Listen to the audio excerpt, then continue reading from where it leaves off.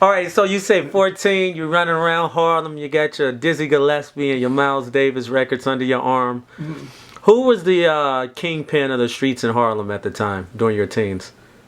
Well, uh, Was it the Bumpy Johnson era? when you say it was the era of this guy or that guy, I don't know if that's a,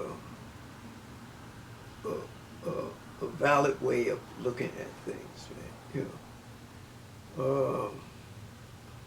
That's more following the media uh, attention that they gave to these individuals, right? So let's take Bumpy. Would you say he had an era, or is that just total media? Well, his era is totally media to me. Now the people that lived in this era,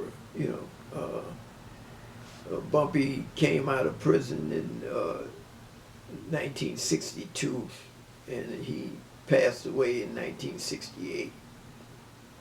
During that period there, I was trying to find myself, and there was no Bumpy Johnson that was a significant figure at that time, right? We had number men all over Harlem. That was the age of numbers. So he wasn't the main guy. He was just a guy. Yeah. He was just the most popular guy, but not the guy. No, not the guy. I don't know how when you have a bunch of people doing the same thing. How do you pick out one over another? Or to say that this is the guy. Now the movies that they eventually made of his life, are movies.